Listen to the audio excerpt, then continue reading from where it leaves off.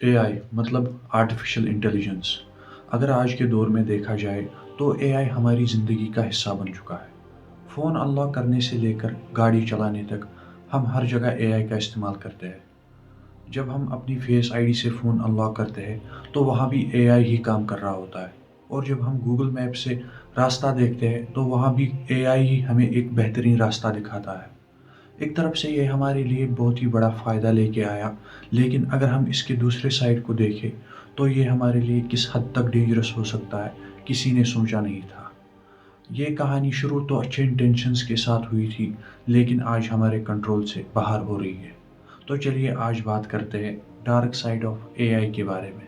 یہ کہانی شروع ہوتی ہے 20th سنچری کے دو سب سے بریلینٹ دماغوں سے، Alan Turing and John McCarthy. Alan Turing جو کہ ایک برٹش میتھمیٹیشین تھے، انہوں نے اے آئی کے تھیوریٹیکل فاؤنڈیشنز رکھے، اور انہوں نے کانسیپٹ آف ٹیورنگ مشین دیا، جو کہ آج بھی کمپیوٹر سائنس میں ہے۔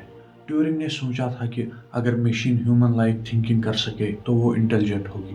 ٹیورنگ کا ویژن تھا کہ جس میں مشین کو انسانوں کی طرح ڈیسیژن میکنگ اور ریزننگ دکھانے کی کوشش کی گئی تھی، پر انہوں نے یہ کبھی نہیں سوچا تھا کہ ایک دن یہ ٹیکنالوجی ہمارے ہاتھوں سے باہر چلی جائے گی۔ جان مکارتھی جو کہ ایک امریکن کمپیوٹر سائنٹسٹ تھے۔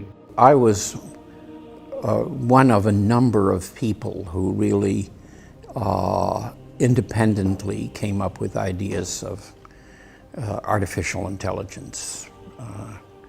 I would guess that there were at least 6 and maybe 10. 1956 میں انہوں نے ڈارٹموتھ کانفرنس آرگنائز کی، جس میں انہوں نے اے آئی کو آفیشیل ریسرچ فیلڈ بنانے کی بات کی۔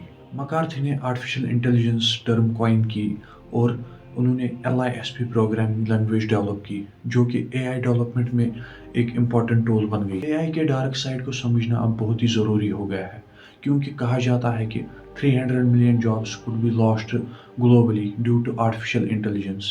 Recent analysis from investment firm Goldman Sachs looked at the global impact and found AI could replace 300 million full-time jobs. اگر پریزنٹ کی بات کی جائے تو اپروکسیمیٹلی 14% آف ورکرز ڈسپلیس ہو چکے ہیں from their jobs due to artificial intelligence, اور اس کے علاوہ یہ ہمارے ڈیٹا کو ایکسپلائٹ کر رہا ہے۔ جیسے ہر چیز پہ ایڈورٹائزمنٹ، ہمارے پریفرنس کا انالائسس، یہ سب اے آئی الگورتھمس کے تھرو ہوتا ہے۔ جہاں ہم سوچ رہے تھے کہ اے آئی ہماری زندگی کو آسان بنا دے گا، وہی یہ ہماری پرسنل لائف کو انفلوئنس کر رہا ہے۔